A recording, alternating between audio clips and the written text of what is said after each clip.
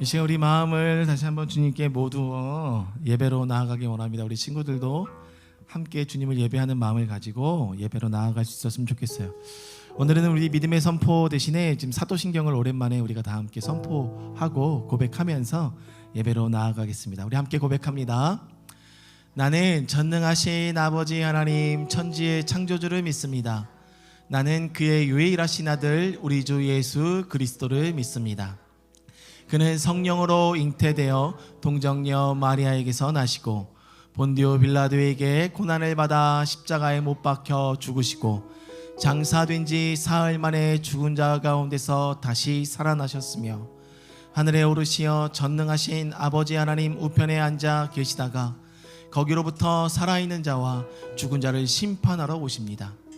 나는 성령을 믿으며 거룩한 공교회와 성도의 교제와 죄를 용서받는 것과 몸의 부활과 영생을 믿습니다. 아멘. 오늘 이렇게 승리케 하신 그 하나님의 은혜가 우리의 마음과 삶을 다스리시는 귀한 시간이 되길 주님의 이름으로 선포합니다. 함께 찬양하며 나아가시겠습니다.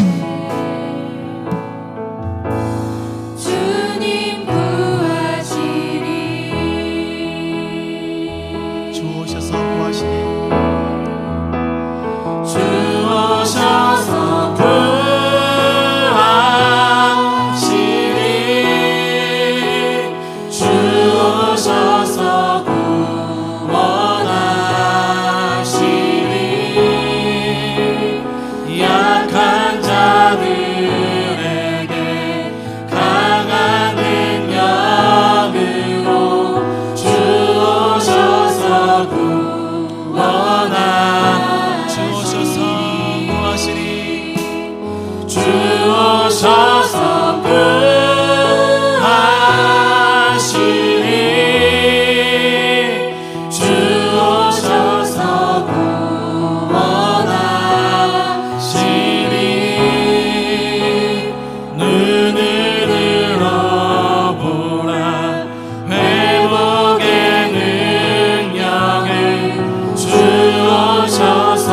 구원하시리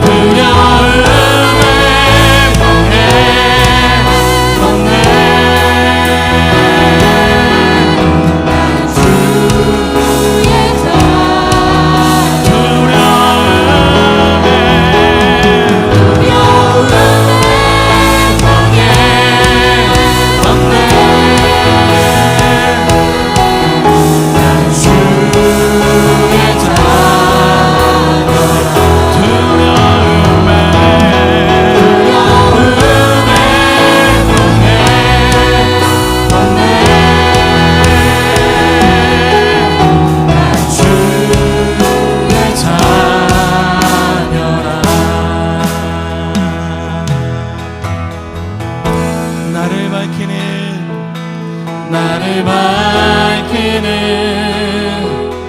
주의 멜로디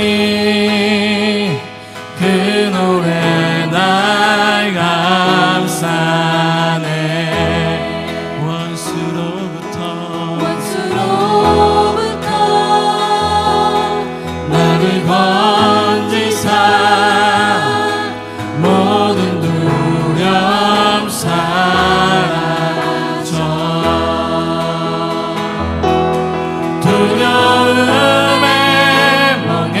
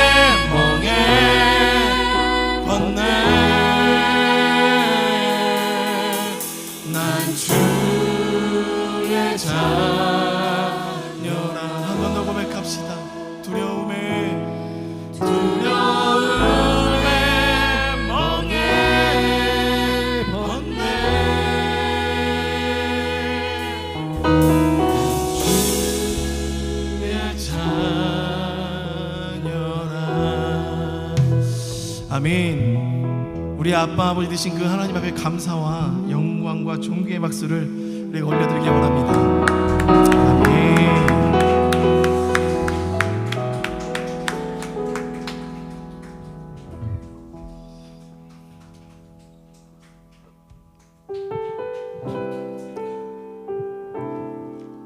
우리의 마음을 주님 앞에 고백하며 나가기 원합니다.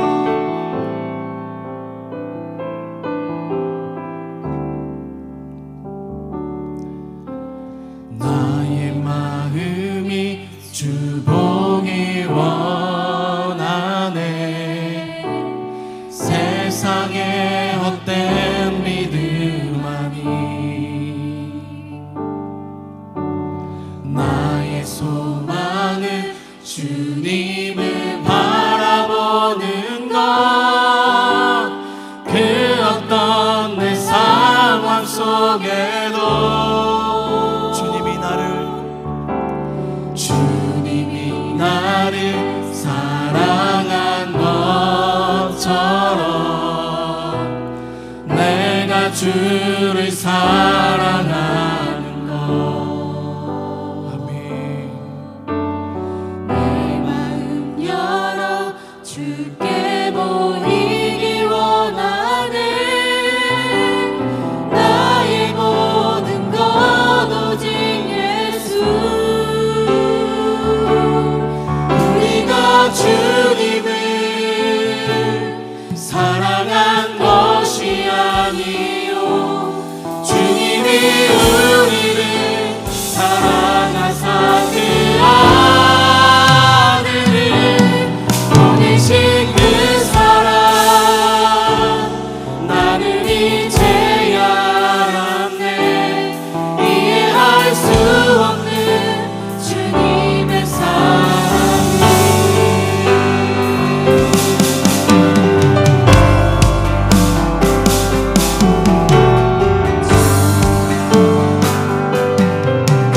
한 번 더 고백합니다. 나의 마음이 주 보기 원하네. 세상의 헛된 믿음 아니. 아멘. 나의 소망은 주님을 바라보는 것. 그 어떤 내 상황 속에도 주님이 나를 사랑한 것처럼 나를 사랑한 것처럼 내가 주를 사랑하는 내 마음 열어 주께 보이기 원하네. 나의 모든 것 오직 예수. 우리가 주님을 사랑한 것이 아니. 주님이 우리를 사랑하사 그 아들을 보내신 그 사랑. 나는 이제야 알았네. 이해할 수 없는 주님의 사랑. 우리가 주님을 아멘. 사랑한 것이 아멘. 주님 감사합니다.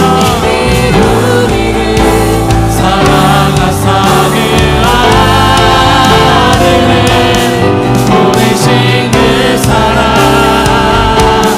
나는 이제야 알았네. 이해할 수 없네. 우리 한 번 더 고백합시다. 우리가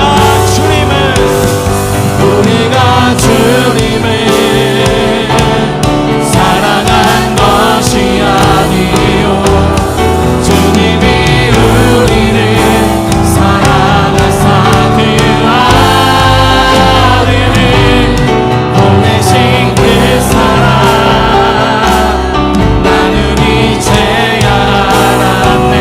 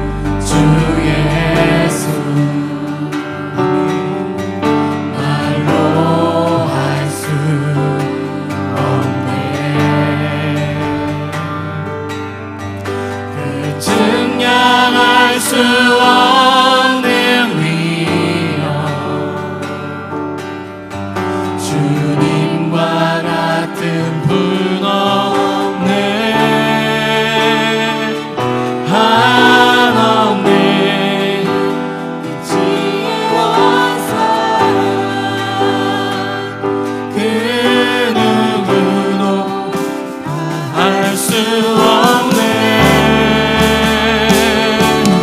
아름답고 놀라운 주 예수 보좌에 앉으셨네. 아멘.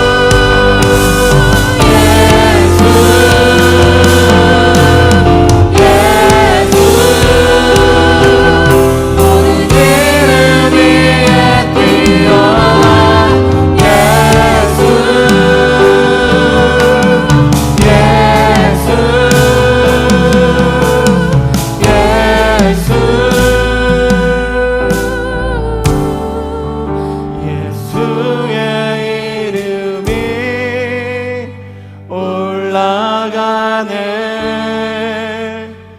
주의 이름이 높아지리. 모든 족속과 방언 열방이 예수의 이름 부르네. 예수의 이름이 높아지리. 온 열방에 모든 나라 가운데 이 땅의 주인이 오직 한 분 예수.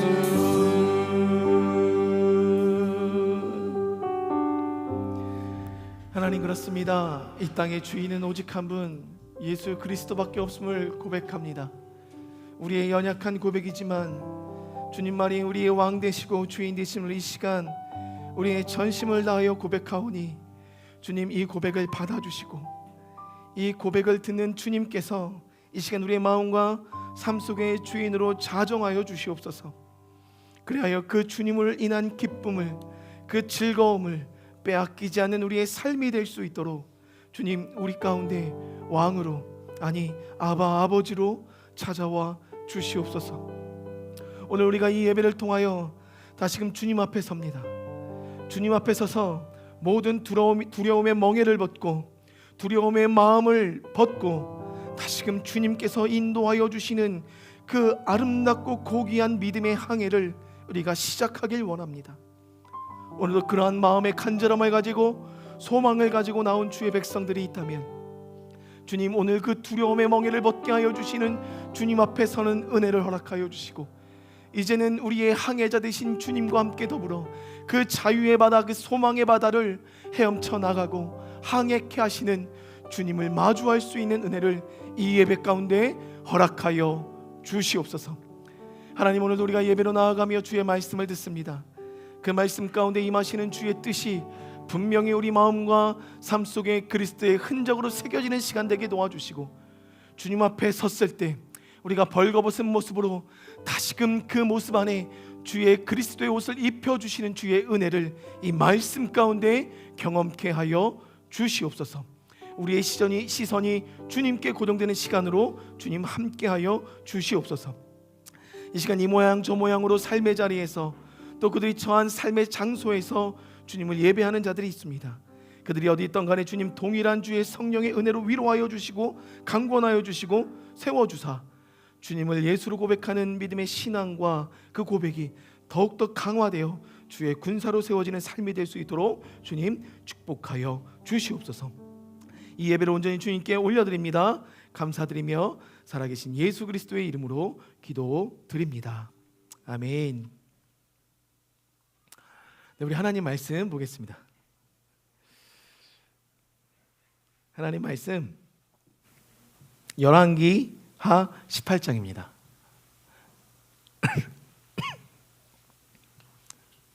열왕기하 18장 1절로 8절까지의 말씀. 열왕기하 18장 1절로 8절까지의 말씀. 저와 여러분이 한 절씩 교독하겠습니다. 제가 먼저 읽겠습니다. 이스라엘의 왕 엘라의 아들 호세아 제3년에 유다 왕 아하스의 아들 히스기야가 왕이 되니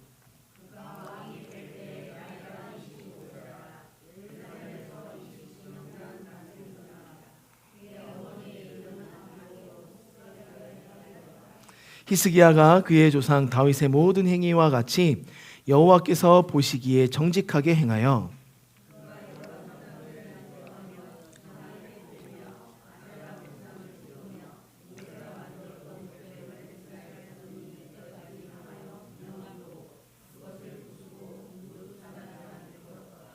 히스기야가 이스라엘의 하나님 여호와를 의지하였는데 그의 전후 유다 여러 왕 중에 그러한 자가 없었으니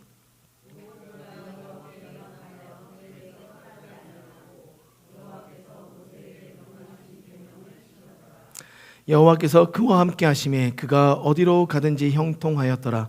저가 아스루 왕을 배반하고 섬기지 아니하였고 가사와 그 사방에 이르고 망대에서부터 견고한 성까지 이르렀더라. 아멘. 오늘 여러분들과 함께 하나님 앞에서라는 제목, 코람데오라는 제목으로 주님의 말씀을 좀 나누길 원합니다. 우리가 알고 있던 다산 정약용이라는 사람을 다 아실 것입니다. 이 사람은 천주교 신자로 알려져 있어요. 그래서 그의 세례명은 요한이었습니다. 그러한 그의 삶을 좀 들여다보면 그가 유배 생활을 18년 동안 했고 유배 생활 18년이 끝난 이후에 다시 돌아와서 18년 동안 살아가는 그의 인생을 돌아보면 그의 인생은 참으로 극심한 고난 가운데 있었고 시련 가운데 그의 인생, 가난한 가운데 놓여 있었던 그의 인생을 좀 볼 수가 있어요. 그래서 그가 유배 생활을 하면서 혹은 돌아와서 18년 동안의 인생 속에서 그늘 써내려갔었던 많은 글 중에 어찌 보면 요셉의 고난이 그의 인생 가운데 배어있는 글들을 곳곳에서 발견할 수가 있습니다. 그가 유배 생활을 하고 있었던 그 18년 동안 그가 외딴 섬에 가서 혼자 유배 생활하고 있는 그 시점에 그를 지탱해 주던 문구가 있었습니다. 조선 명종 때 문신이었던 임권 선생이라는 분이 계시는데 그 임권 선생이 말씀하셨던 독처 무작위라는 말이 있습니다. 독처 무작위. 이 말의 의미는 홀로 있는 곳에서 자신을 속이지 말라라는 말입니다. 이 말이 그를 18년 동안 유배 생활을 하는 그 외로운 섬에서 자신을 지켜낼 수 있는 인생의 철학이었다라고 그는 이야기합니다. 남들이 보는 곳에서는 무엇이든 할 수 있지만 그리고 잘 보이기 위해서 여러 가지 행동들을 우리가 외식적인 가면을 쓰고 행할 수 있지만 진정한 나 자신의 모습은 여러분들도 아는 것처럼 아무도 나를 보지 않는 그 순간에 나는 어떻게 살아가고 있는가가 진정한 나의 모습을 나타내고 있다는 것이죠. 스위스 제네바의 종교개혁가였던 칼빈의 일생을 지배하던 중요한 단어가 있었습니다. 그것이 바로 오늘 본문의 말씀에서 따올 수 있었던 제목 하나님 앞에서 코람데오라는 이 말이 이 칼빈의 인생을 좌우하는 좌우명이었습니다. 그러면서 이 칼빈이 갖고 있었던 이 하나님 앞에서라는 이 좌우명이 결과적으로 칼빈 다음 세대의 종교개혁을 일으켰었던 루터와 여러 다른 종교개혁자들에게 이것이 모토가 되어서 그들은 기독교의 5대 정신을 깨워내게 되죠. 그래서 그들은 오직 성경, 오직 그리스도, 오직 은혜, 오직 믿음, 오직 하나님께 영광을 이라는 이 5가지의 5대 정신을 가지고 종교개혁을 일으키고 그 기반 위에 다시 한번 하나님의 교회를 세워나갈 수 있었다는 것입니다.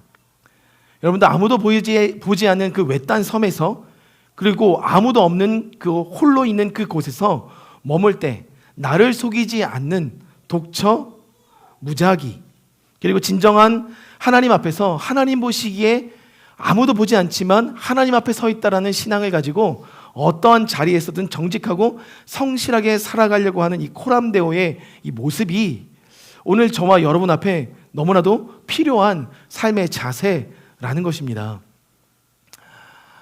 제가 어제 어떤 한 목사님과 대화를 나눌 수 있었고 그 목사님과 대화를 나누는 중에 참 가슴 아픈 이야기를 좀 들었습니다. 이렇게 너무 슬픈 이야기는 아닌데 목회자로서 너무 안타까운 좀 이야기를 좀 들었어요.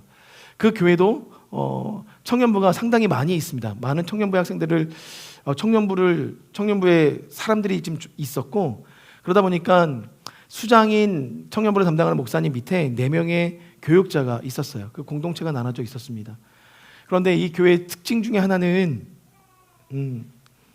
주일마다 이 수장 목사님과 더불어 이 모든 부교육자 목사님들이 함께 말씀을 한 주 한 주 전하신다고 합니다. 그러니까 4명이 계시니까 5주에 한 번씩 계속해서 로테이션이 돌아가면서 설교를 하게 되시는 거예요. 그러니까 청년부 담당 목사님은 5주에 한 번 설교하시는 거예요. 저도 그렇게 좀 하고 싶어요. 근데 그 5주에 한 번 설교하시는데 참 슬픈 이야기가 지금부터 시작이 돼요. 본인이 설교하시는 날은 너무나도 예배를 잘 준비하고 예배에 서서 청년들에게 말씀을 전하세요. 근데 제가 그분의 말씀을 들었더니 이 감정의 호소가 엄청나시더라고요. 그러니까 설교 말씀을 전하는 도입과 서론과 본론이 너무나도 물 흐르듯 잘 흘러서 청년들의 마음을 이렇게 사로잡기에 부족함이 없는 이 언변과 함께 더불어 그것이 합혀지니까 청년들이 집중해서 말씀을 듣더라고요. 은혜를 받아요. 근데 놀라운 것은 지금부터예요. 본인이 설교하시는 날은 그렇게 설교를 하지만 본인이 설교하시지 않는 날은 여러분들 그냥 예배에 참석하지 않으신대요. 그렇게 자유로울 수가. 저도 좀 자유로울 수가. 근데 너무 가슴 아프더라고요. 그리고 다른 목사님들이 설교하는 그 주에는 그냥 사무실에 앉아 계신대요. 혹은 사택에 가까우니까 그냥 집에 가신대요. 청년들은 그것을 알고 있을까요? 모를까요? 모르고 있어요. 그래서 이 부교육자들만 알고 있는 사실인데 어느 날 갑자기 교구를 담당하시는 목사님들이 막 예배가 끝난 이후에 부교육자 오늘 설교하고 그 예배를 주관했었던 부교육자들 찾아오더니 무슨 일이 있냐 교회 안에 당신들 청년부 부서 안에 무슨 일이 있냐 그러니까 왜 그러시냐 아무 문제가 없다 그랬더니 그럼 왜 당신의 담당 목사가 당신이 설교하는 그 시간에 왜 사무실에서 개인 일을 하고 있냐 그렇게 얘기를 하신 거예요. 그래서 교육자들도 알게 된 거예요. 여러분들 하나님이 보고 있다고 한다면 우리는 오늘 어떠한 삶의 열매들을 맺어가야 할까요? 여러분들 하나님이 보고 있지 않다는 생각을 하고 있으면 우리는 혼자 있는 그 장소에서 아무렇지도 않은 듯 살아갈 수밖에 없습니다. 그러나 오늘 우리의 삶이 하나님 마음 앞에 서 있다라고 생각한다면 오늘 우리의 삶은 우리의 행동은 비록 혼자 있는 시간이더라도 그 시간이 주님 앞에 예배드리는 시간으로 나아갈 수 있어야 하는 것이겠죠. 적어도 이 목사님에게는 본인이 예배드리는 시간만큼은 참으로 가치 있는 시간이었지만 내가 설교하지 않는 그 시간만큼 홀로 남겨진 시간만큼은 하나님 앞에 예배자도 아니었고 목회자도 아니었던 시간들을 보내고 있었다는 것입니다. 하나님께서는 분명하게 말씀하십니다. 하나님께서 찾으시는 사람의 기준은 분명하게 말씀하셨어요. 그래서 사람은 외모를 보거니와 나 여호와는 중심을 본다 말씀하셨어요. 여러분 하나님 앞에 서 있는 여러분들 어떻게 지금 홀로 있는 그 시간들을 보내고 계십니까? 이 하나님 앞에 섰을 때 부족함 없이 하나님 앞에 정직하고 하나님을 온전히 의지하고 살아갔었던 이스라엘의 유일한 왕이 있었습니다.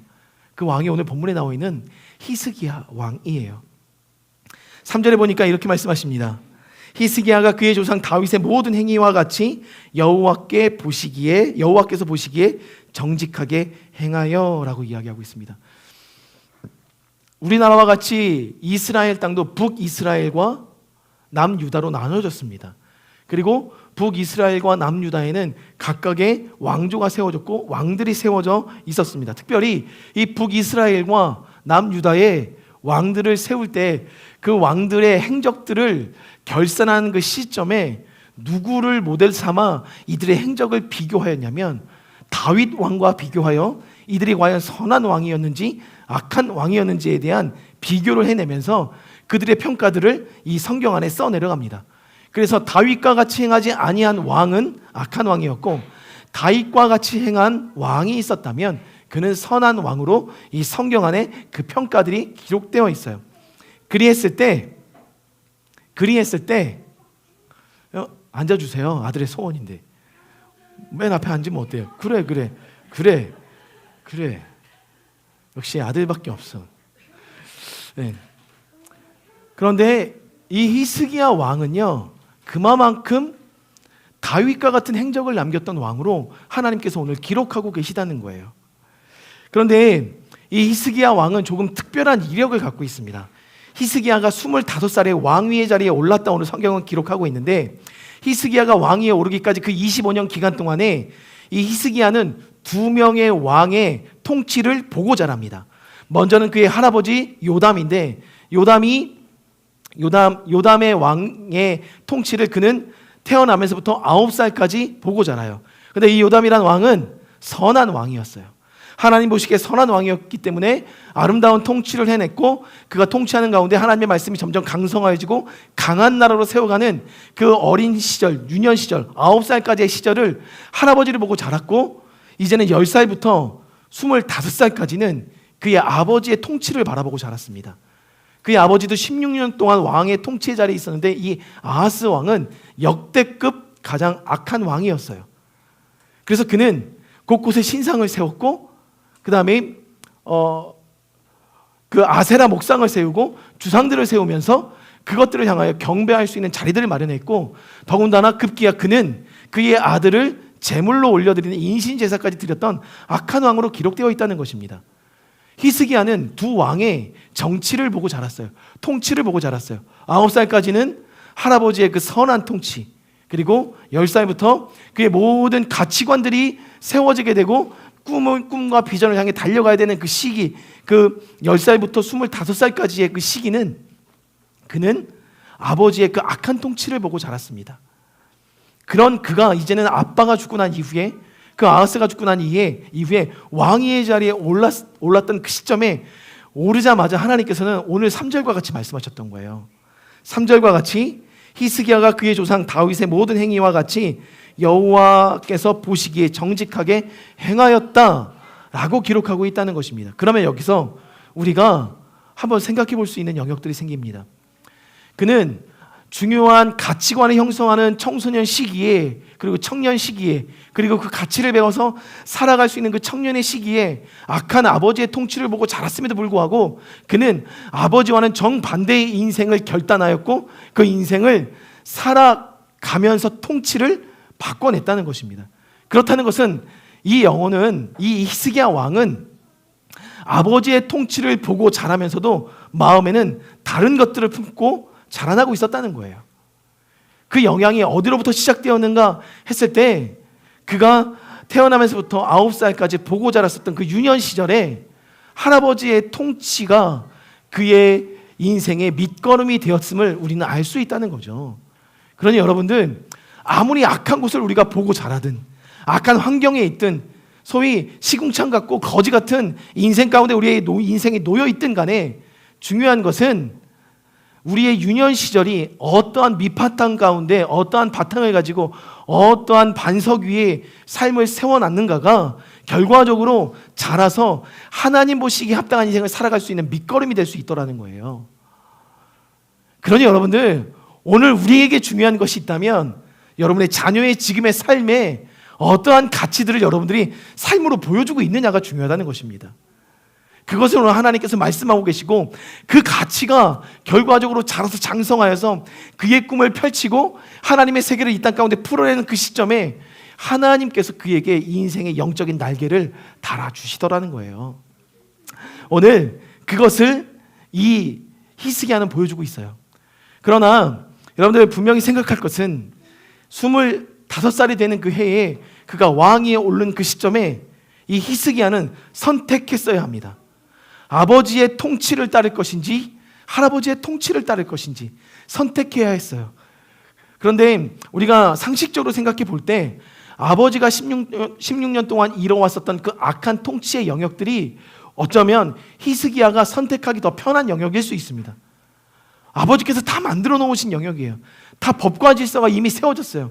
그렇기 때문에 그가 16년 동안 보고 자란 그것들을 이제는 그대로 수저만 얹으면 그가 하나님 앞에서 오늘 본문에 보니까 29년 동안 통치하였다고 이야기하는데 29년이란 통치를 편하게 행할 수 있었던 것입니다. 그런데 그는 편한 것을 선택하지 않고 거룩한 것을 선택하게 됩니다.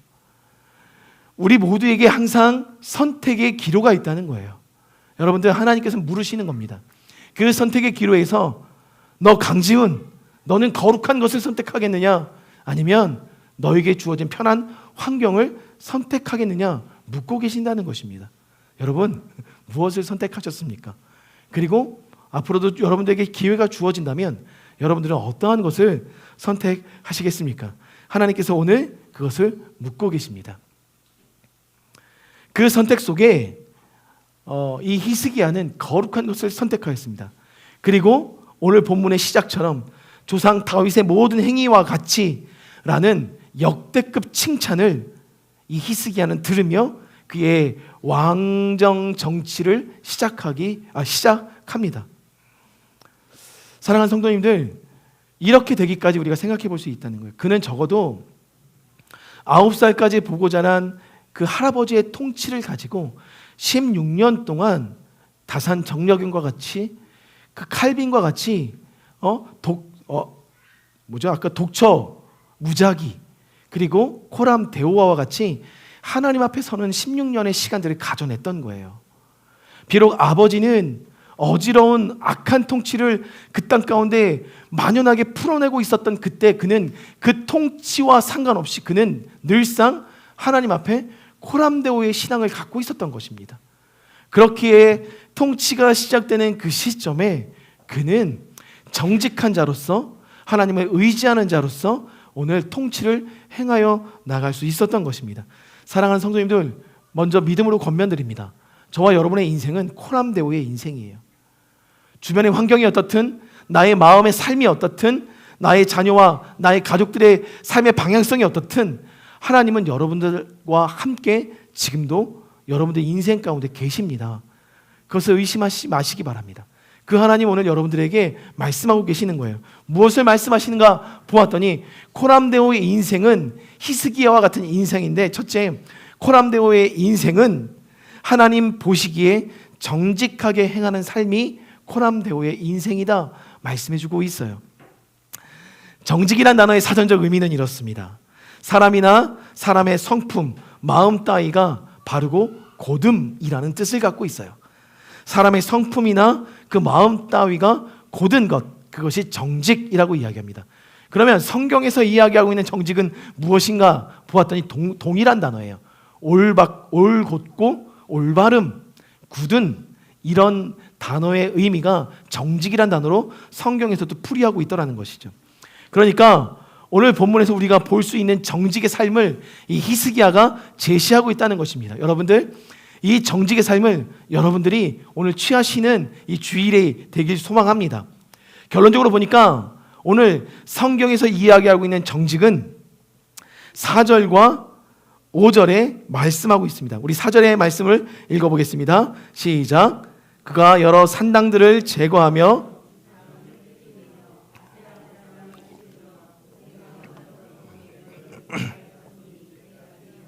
분향함으로 그것을 부수고 느우수단이라 일컬었더라. 네, 여기까지요. 일컬었더라. 하나님이 말씀하시는 정직이 있었습니다. 오늘 본문엔 그것을 세 가지로 말씀하고 있습니다. 먼저는 산당을 제거하고 주상을 깨뜨리고 아세라의 목상을 찍었다라고 말해요. 이 세 가지가 정직이라고 이야기하고 있어요. 다시요. 산당을 제거하고 주상을 깨뜨리고 아세라 목상을 찍었다라고 말하고 있어요. 이것이 정직이라고 이야기하고 있습니다. 여러분들, 산당, 주상, 아세라 목상이 가리키는 공통된 한 가지가 있습니다. 그것이 무엇일까요? 예배의 자리입니다. 우상들이 머문 자리였었어요. 그렇기 때문에 그 자리는 예배하는 자리였던 것이에요. 오늘 하나님께서 정직이라고 말씀하시는 영역이 있습니다. 정직이라고 말씀하시는 영역은 우리가 예배하는 그 예배의 자리에 갱신으로부터 정직이 입혀진다라는 거예요. 즉 하나님 앞에 코람데오의 인생은 예배의 자리를 갱신하는 정직으로부터 시작된다 말씀하고 있다는 거예요. 기억하십시오. 하나님이 원하시는 정직이 있습니다. 그 정직은 우리의 예배의 자리와 깊이 연관되어 있다는 사실입니다. 삶에서 무엇을 예배하는가를 묻고 있어요. 그것이 정직이라고 이야기하고 있다는 거예요. 사랑하는 성도님들, 여러분도 아시는 것처럼 모세가 출애굽한 이후에 시내산에서 40일 동안 하나님의 말씀 그 10계명을 받습니다. 그동안에 모세가 내려오지 않자 불안한 그 백성들이 어떠한 행동을 취하게 됩니까? 그들이 모세가 보이지 않자 눈에 보이는 신을 만들기 시작합니다. 그리고 금송아지를 제작하게 되죠. 그리고 그것을 경배하며 섬기기 시작합니다. 그들에게 있어서 우상은 금송아지였던 것처럼 보이지만, 눈에 보이는 하나님을 만들려고 했었던 것처럼 보이지만, 여러분들도 이미 알고 있는 것처럼 그들에게 우상은 모세였어요. 모세가 눈에 보이지 않자 그들은 불안에 떨기 시작했고, 그 눈에 보이지 않는 모세가 내려오기까지 눈에 보이는 대상이 필요했는데 그것이 금송아지였던 거예요. 사랑하는 성도님들, 그들은 그들의 삶의 예배의 자리에 모세가 그들의 우상으로 존재했습니다. 그러다 보니까 그들의 삶은 모세가 말씀하여 주신 하나님의 음성을 듣기 원했지 직접적인 하나님의 음성을 듣고자 노력하지 않았다는 거예요. 거기서부터 모세가 우상이 되었습니다. 성도님들, 오늘 우리가 무엇을 예배하고 있는지 보십시오. 어쩌면 하나님을 예배한다는 명목으로 이 예배의 자리에서 여러분들은 여러분의 달란트를 예배하고 있을지 모릅니다. 주신 은사들을 예배하고 있을지도 몰라요. 어쩌면 하나님이 주신 것을 누린다는 명목으로 오늘도 우리가 우리의 가진 돈을 더 예배하고 있을지 모르겠습니다.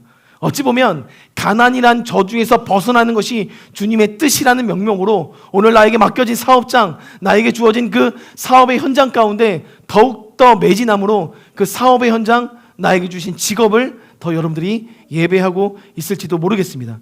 어찌 보면 그 누구와도 비교할 수 없는 아픔을 나는 어려서부터 겪어왔어. 그렇기 때문에 나는 내 자신에 대한 연민이 너무 깊어 라고 이야기하면서 나 자신을 연민하는 내가 우상이 되어 나를 예배하고 있을지도 모르겠어요. 그러나 하나님은 그 시점에 늘상 우리에게 말씀하셨습니다. 아버지께 참으로 예배하는 자들은 영과 진리로 예배할 때가 오나니 곧 이때라. 하나님은 이렇게 예배하는 자들을 지금도 찾으시느니라. 어찌 보면 이스라엘에서 그렇게 예배하는 자를, 정직함으로 행하는 자를 하나님은 찾으셨을지 모르겠어요. 그러니까 오랜만에 다윗과 같이 행한 왕이 나타났을 때 하나님 기쁨으로 그를 높이기 시작하셨습니다. 다윗은 하나님 마음에 합한 사람이었죠. 그와 같이 합한 자가 이 히스기야였다 말씀하고 있다는 거예요. 사랑하는 성도님들, 분명히 기억하시길 바랍니다. 히스기야는 영적인 원리의 키를 알고 있었습니다. 영혼이 살아나려면,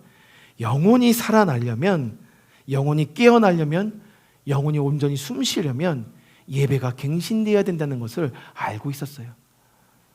그렇게 정직함으로 행하였던 그가 이제는 왕위에 올랐을 때 모든 우상들을 깨부셔버립니다.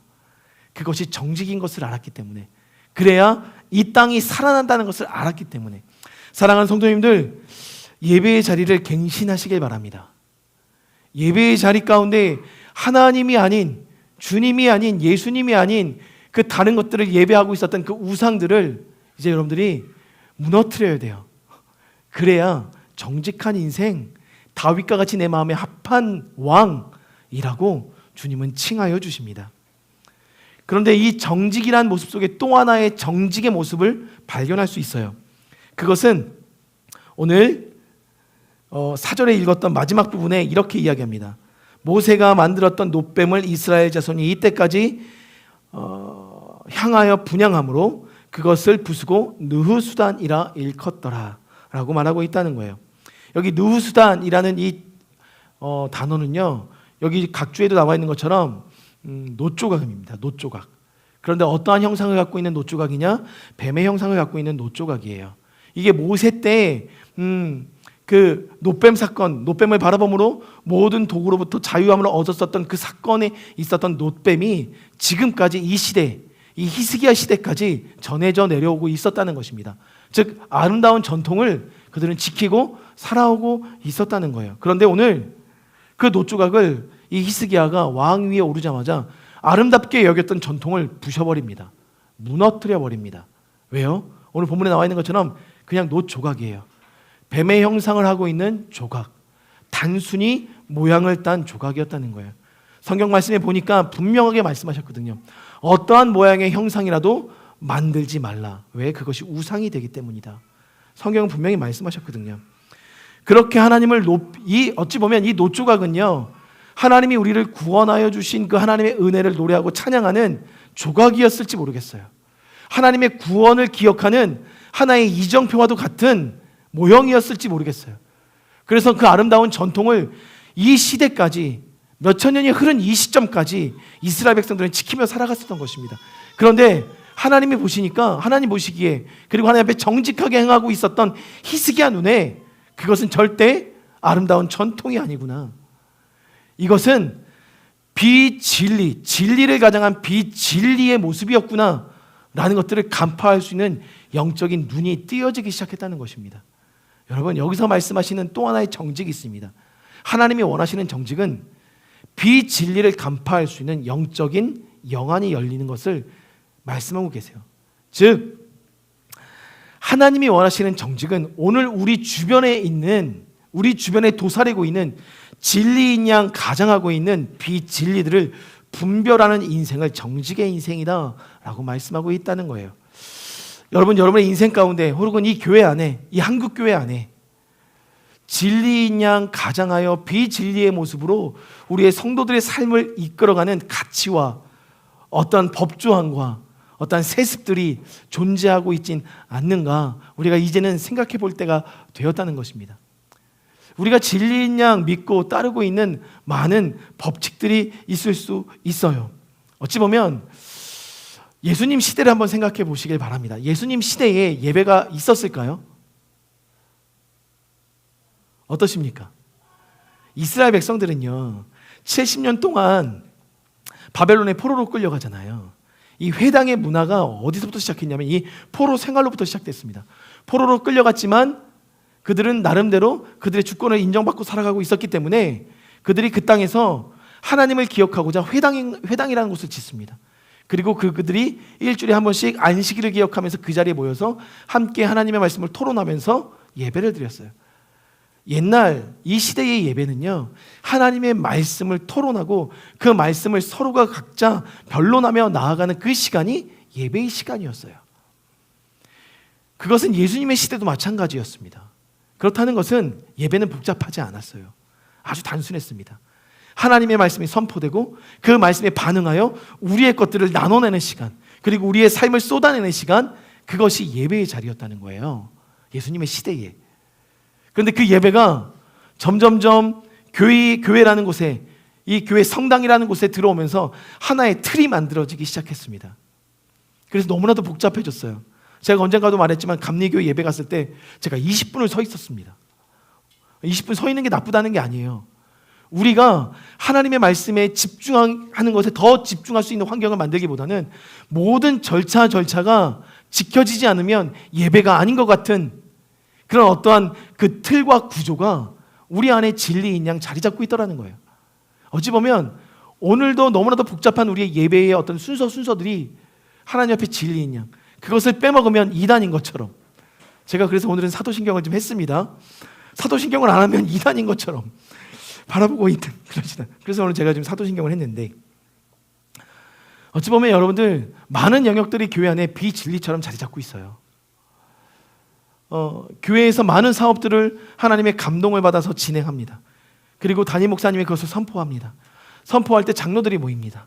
그리고 회의를 합니다. 목사님, 회의 끝에 결정을 내린 것은 이 사업을 추진하기에 우리 교회는 재정이 부족합니다. 돈이 일을 합니다. 고로 이 일은 가능하지 않습니다. 퇴짜를 놓게 되죠.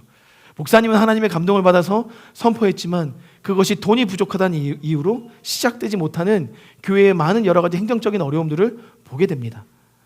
물질이 일한다 라는 이 세상의 기조가 어느덧 교회의 진리처럼 자리를 잡았습니다. 여러분들, 물질이 일하는 것처럼 보이죠. 그러나 무엇이 일합니까? 하나님이 일하십니다. 교회는 하나님이 일하심을 선포하고 하나님 앞에 간구하는 그 순간에 길이 열리는 것이지, 돈이 있어야만 먼저 일하는 것처럼 말한다면 하나님은 물질보다도 낮은 자리에 위치할 수밖에 없는, 만몬의 신이 더 하나님보다 높은 자리에 있을 수밖에 없는 영적인 구조를 교회에서 이미 만들고 있더라는 거예요. 교회의 방식은 이렇습니다.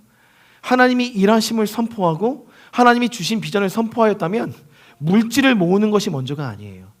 하나님이 그곳에 일하시기 위하여 기도하는 무릎꿇음이 먼저인 것이 교회의 영적인 진리이고 가치입니다.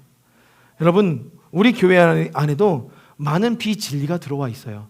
그것들을 무너뜨릴 수 있는 정직을 하나님께서 오늘 우리에게 원하고 계십니다. 그것은 나 개인의 삶도 마찬가지요, 우리의 가정의 삶도 마찬가지인 것을 여러분들이 기억하시길 바랍니다. 히스기야를 통해서 볼 수 있는 두 번째 코람데오는 여호와를 의지하는 것이라 오늘 본문 5절에 말씀하고 계세요. 히스기야가 이스라엘의 하나님 여호와를 의지하였는데 그의 전후 유다 여러 왕 중에 그러한 자가 없었으니 라고 말씀하고 계세요. 하나님을, 여호와를 의지하는 삶. 근데 여기서 대단한 것은요, 다윗과 같이 행하였다라고 이야기하시고 시작하셨던 3절의 말씀과 달리 5절은 이렇게 말씀하십니다. 5절은 히스기야가 이스라엘의 하나님 여호와를 의지하였는데 그의 전후 유다 여러 왕 중에 그러한 자가 없었다. 그에게는 분명한 모델이 있었습니다. 요담이라는 모델. 그 요담이라는 모델은 엄밀히 말하면 다윗이라는 왕이 이들의 모델이 되었던 것인데, 이제는 그들이 히스기야가 모델로 추구하고 있었던 다윗이라는 왕을 뛰어넘어 다윗보다도 더 올바른 모델로 지금 많은 사람들 앞에 하나님의 말씀을 통하여 선포해주고 있는 장면이라는 거예요. 그러니 여러분, 적어도 하나님을 의지하는 것에 있어서만큼은 히스기야가 다윗을 능가했다, 평가하고 있다는 거예요. 저는 먼저 축복합니다. 우리 자녀들, 여러분들 자녀들은 부모님을 뛰어넘는, 부모님을 능가하는 신앙을 소유하는 믿음의 세대가 되길 주님의 이름으로 축복합니다. 그렇게 되셔야 돼요. 그리고 여러분들, 그렇다고 여러분들이 자녀 앞에서 지금의 신앙에 머물러 있지 않길 소망합니다. 더욱더 큰 이상과 꿈을 여러분들의 인생을 통해서 보여주십시오. 히스기야의 할아버지 요담이 보여줬던 것처럼 여러분들도 그러한 높은 이상과 가치의 신앙을 보여주시기를 바랍니다. 여기서 이 의지하였다라는 사전적 정의는 마음을 붙여 도움을 받다, 주님께 도움을 받는다라는 것이 사전적 의미예요. 그래서 이 사전적 의미는 그렇고 성경적 의미는 주님을 믿고 신뢰하고 의지하고 안심하는 것이 의지함이다라고 이야기하고 있다는 거예요. 믿고 신뢰하는 것, 그래서 안심하는 것이 의지의 영역이라는 거예요. 의지. 여러분들 잘 따라오셔야 됩니다. 그런데 오늘 그 의지한 삶을 표현해내고 있을 때 6절에 뭐라고 이야기하고 있냐면, 그가 여호와께 연합하여 그에게서 떠나지 아니하고 여호와께서 모세에게 명령하신 계명을 지켰더라. 주님을 의지하는 삶을 정리해주고 있어요. 첫째, 여호와께 연합하는 것. 둘째, 그에게서 떠나지 않는 것. 셋째, 명령을 지키는 것. 이것이 주님을 의지하는 삶이다라고 이야기하고 있어요. 먼저 보고자 하는 것은 여호와께 연합한다라는 거예요. 이 주님께 연합한다라는 것은 우리 예하가 가지고 있는 에하드라는 뜻은 온전히 하나가 되는 것을 의미하지만, 여기서 말하는 연합이라는 것은 다바크라고 해서 주님께 붙어 있는 것을 의미합니다. 에하드라는 것은 서로 상호작용을 통하여 하나가 되는 과정을 의미하지만, 여기서의 연합은 주님께 붙어 있는 것, 그것이 연합이다라고 이야기해요. 그런데 이 다바크라는 단어의 또 다른 뜻을 보니까 전 이 단어가 너무나도 마음에 들어요. 이 단어의 또 다른 뜻은 집착하다의 의미를 갖고 있습니다. 집착하다. 근데 우리가 소위 걸리적거리지 마라 얘기하잖아요. 너무나도 치근덕대기 때문에 걸리적거리지 마라 이야기하는 그 영역들을 이야기하고 있더라고요. 저는 이 말씀을 들었을 때, 이 단어의 의미를 들었을 때 어찌 보면 여러분들 잘 생각해 보세요. 여호와께 연합하고 라는 이 문장이 맞는 것 같습니까? 여호와와 연합하고 라는 이 문장이 맞는 것 같습니까? 맞춤법에 의거한다면 여호와와 연합하고가 어찌 보면 우리 맞춤법엔 더 맞는 것처럼 보입니다. 그럼에도 불구하고 여호와께 연합하고 라고 이야기했던 것은 이 연합은 중요한 키가 어디 있느냐? 여러분들의 의지에 있다는 거예요. 내가 여호와를 진정으로 믿고 신뢰하여 의지하고자 하는 여러분들의 의지, 그 여러분들의 마음이 더 중요한 것이 이 영역에서의 그 연합이라는 것입니다. 하나님께서 원하시는 연합이 있습니다. 보다 주님께 집착하는 것, 하나님께 집착하는 것, 마치 스토커와 같이 집착하는 인생을 하나님께서는 주님께 연합하는 인생이다라고 말하고 있어요. 혹시 여러분들 이 이야기를 듣는 순간 여러분들의 마음속에, 머릿속에 떠오르는 성경 스토리가 존재하고 있지 않습니까? 불의한 재판관과 과부의 이야기. 그 과부는 스토커처럼 매일같이 이 불의한 재판관을 찾아가서 그를 괴롭게 하고 그를 귀찮게 하였습니다. 그러니 그때 불의한 재판관이 이야기하죠. 내가 이 문제를 해결해 주지 않으면 얘가 나를 귀찮게 하겠구나. 마치 이 과부와 같이 하나님께 나아가 집착해서 끊임없이 청원하고 기도하고 간청하는 것이 주님을 의지하는 삶이다 라고 말하고 있다는 거예요. 그랬더니 결국 보니까 히스기야는 그런 모습을 갖고 있었더라고요. 그런 모습을 갖고 그가 죽을 뻥에 걸렸을 때 그는 하나님 앞에 병면 기도를 하기 시작합니다. 하나님 앞에 그 병면 기도를 통해서 그의 생명이 15년이라는 시간을 연장받게 되죠. 그리고 오늘 본문 이후에 이들에게는 북이스라엘을 멸망시킨 아수르 왕이 쳐들어와 있습니다. 18만 5천 명이라는 대군을 데리고 그들이 전쟁을 걸어왔지만 그때 이들은 하나도 전쟁하지 않고 그 전쟁을 이기게 됩니다. 왜냐? 히스기야가 주님 앞에 간청합니다. 그리고 나서 여호와의 사자가 간밤에 그 아수르 진영을 쳐들어가서 18만 5천 명의 생명을 앗아갑니다. 그리고 성경에 기록하기를 아침이 되었을 때 모두가 송장이 되어 있더라 라고 고백하고 있어요. 그것이 어디로부터 비롯됐냐면 여호와를 의지하는, 집착하는, 그 간청하는 기도로부터 시작됐다는 거예요. 여러분들, 하나님을 의지하는 신앙이라는 것은 여호와께 기도하는 신앙이에요. 오늘 해결되지 않은 문제를 가지고 해결될 때까지 주님 앞에 끊임없이 매달리는 신앙을 여호와께 의지하는 신앙이다 라고 이야기하고 있다는 거예요. 그러니 여러분들 패러다임을 바꾸셔야 됩니다. 여호와께 의지하는 인생은 어찌 보면 하나님의 도움을 받는 인생처럼 우리의 사고가, 구조가 그렇게 형성되어 있을지 모르겠습니다. 주님, 제가 주님을 의지합니다. 도와주십시오. 왠지 기대어 있는 것처럼 느껴집니다.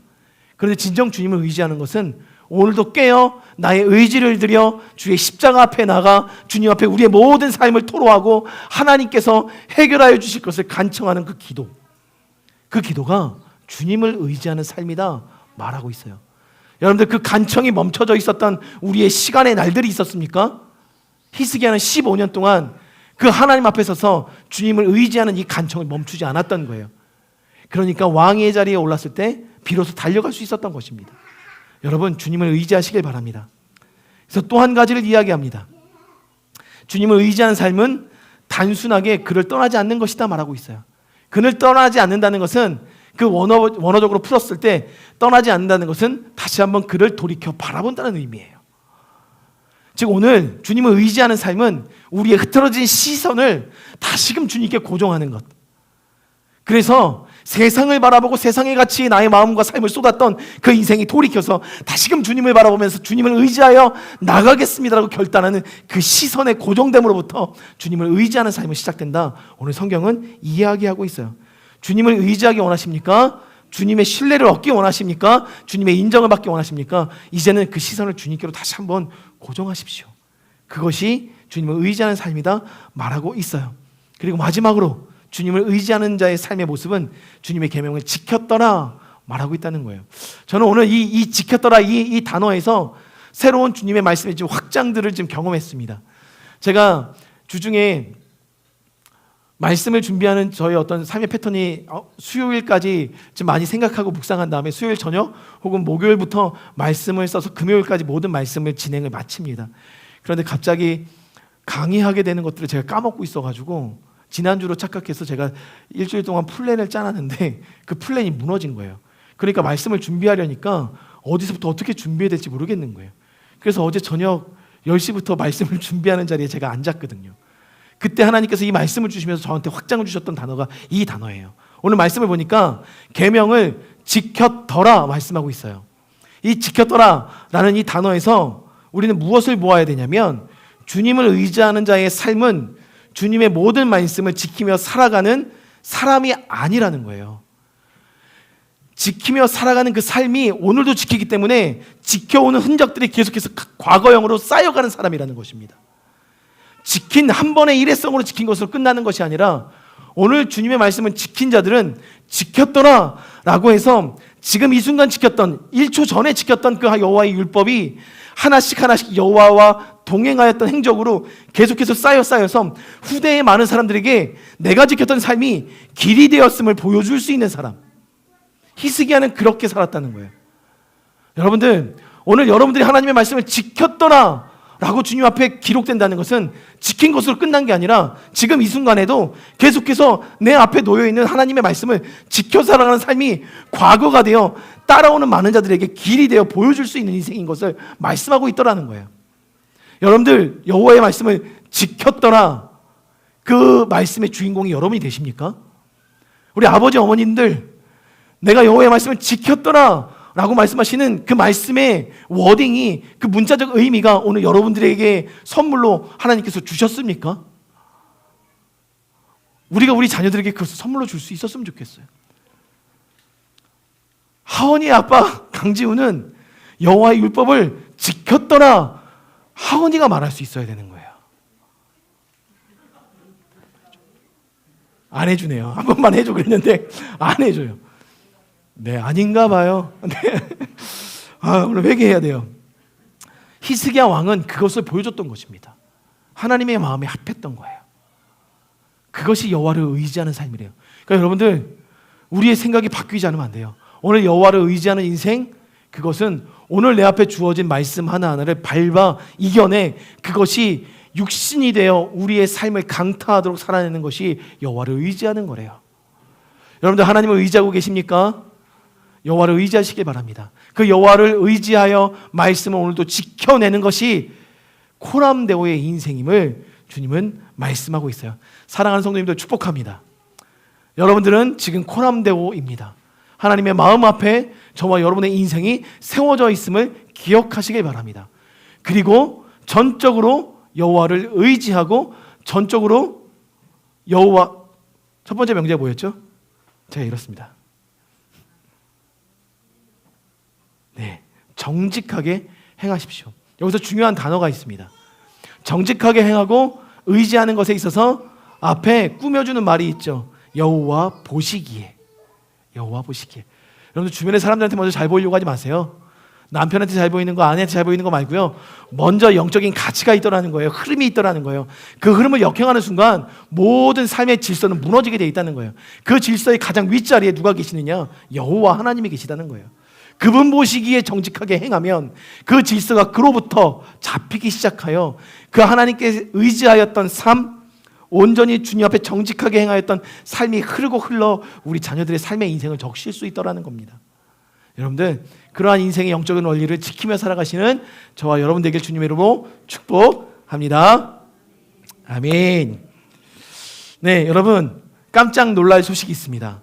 오늘 다시 한번 세례식이 있습니다. 저는 놀랐어요. 알고 보니까 우리 수정자매 첫째와 셋째가 세례를 받지 못했더라고요. 그것을 주일날 저녁에 아차 싶어서 한번 물어봤는데, 아니나 다를까 그 아차가 현실이 되어 오늘 세례를 드리게 되었습니다.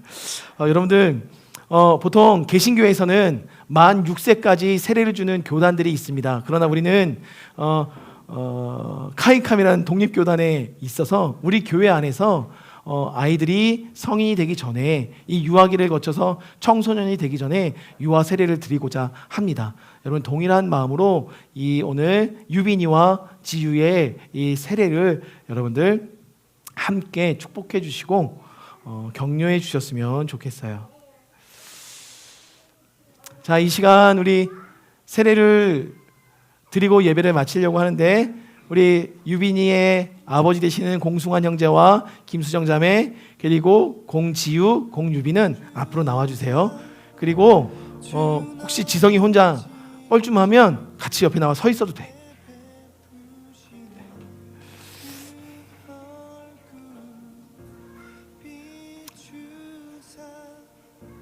네, 우리 막내 셋째가 유빈이, 그리고 첫째가 지유입니다.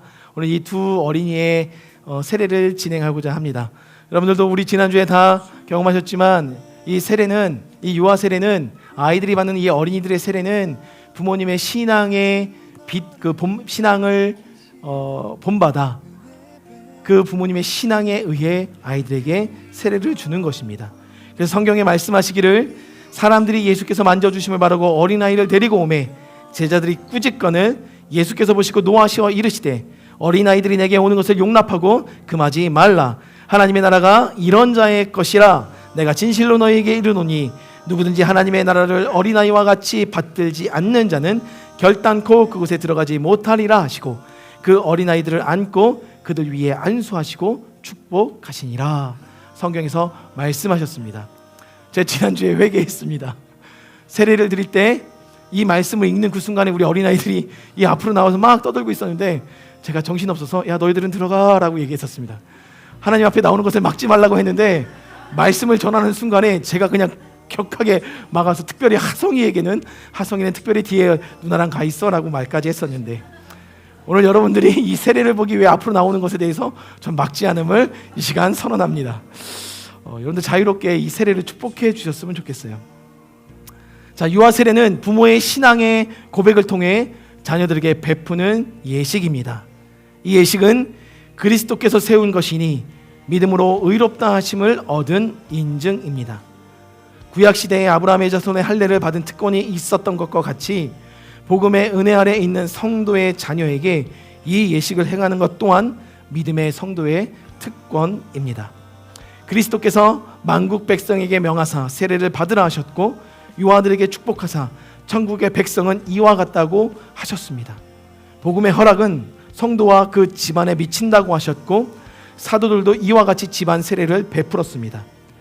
우리의 성품도 죄가로 더럽게 되었으므로 오늘 부득불 그리스도의 피로 씻기며 성령님의 권능으로 성결함을 얻어야 할 것입니다. 그러므로 부모들은 하나님의 말씀으로 자기의 자녀를 가르치며 신구약 성경에서 가르친 거룩한 말씀의 원리대로 가르쳐야 합니다. 자녀를 위하여 기도하며 더 나아가서 그 자녀와 함께 기도하며 그 어린아이에게 충성과 겸손한 신앙의 본을 보이고 하나님이 주시는 힘을 얻어 힘써 주님의 성품과 훈계 안에서 자라게 해야 할 것입니다. 이것이 우리 부모의 의무입니다. 이 시간이 아이에게는 평생의 삶에 하나님의 표징을 받는 시간이요 부모에게는 하나님의 사랑으로 온전히 자녀들을 양육하여 하나님의 자녀로 키우겠다는 다짐과 결단의 시간이 되기를 주님의 이름으로 축복합니다. 이제 우리 부모님께 두 가지의 질문을 드리겠습니다. 질문을 드릴 때 믿습니까? 라고 물으면 예 믿습니다. 서약하십니까? 물으면 예 서약합니다로 크게 대답해 주시면 되겠습니다. 공승환, 김수정 부부는 자녀 공지유, 공유빈이 예수 그리스도의 피로 씻음과 성령님의 새롭게 하는 은혜를 받아야 할 것을 믿습니까? 네, 감사합니다. 공승환, 김수정 부부는 하나님의 사랑하는 자녀 공지유와 공유빈을 온전히 하나님께 바치고 겸손한 마음으로 하나님의 은혜를 의지하며 친히 경건한 본을 보이기를 힘쓰며 그리스도 안에서 믿음으로 양육하시기로 서약하십니까? 아멘. 여러분들 다 들으셨습니다. 양육하시기로, 그리고 그들을 주님께로 인도하기로 오늘 이 시간 서약하겠습니다. 그러면 이제 세례를 베푸도록 하겠습니다. 오늘 주인공들은 이 위로 올라와 주세요. 부모님들이 각자 뒤에 서 주시고, 네, 승환 형제가 먼저 우리 지유를 향해서 먼저 세례를 베푸겠습니다. 하나님이 사랑하는 부부 공승환, 김수정의 사랑하는 딸 공지유에게 이제 내가 성부와 성자와 성령의 이름으로 세례를 주노라. 아멘. 하나님이 너무나도 귀하게 여기시는 공승환, 김수정 부부의 사랑하는 막내딸 공유빈에게 이제 내가 성부와 성자와 성령의 이름으로 세례를 주노라. 아멘. 우리 박수로 한번 축하해 주시길 바랍니다. 잠시 서 계시고요.